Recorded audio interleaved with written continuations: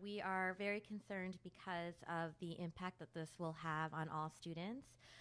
We know in K-12 that nearly 1 in 5 girls ages 14 to 18 are kissed or touched without their consent. The National Women's Law Center has done a survey on this. We have reports on the work that we've done addressing sexual harassment in K-12. And sexual harassment can be many things. It is unwelcome conduct of a sexual nature. It can be verbal, physical. It also includes sexual assault. So it really covers a lot of behavior. And unfortunately, it's so prevalent and so important that schools respond appropriately to it.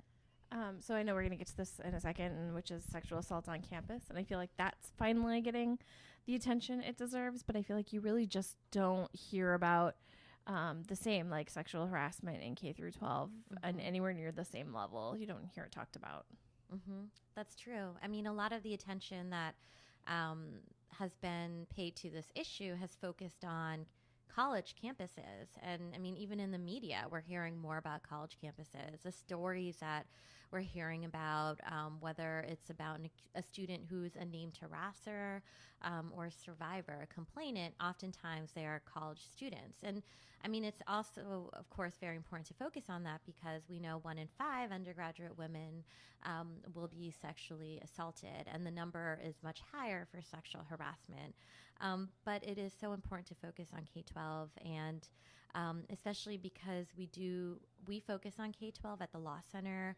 We have clients who are in high school who have been sexually assaulted and harassed where schools have just not responded appropriately.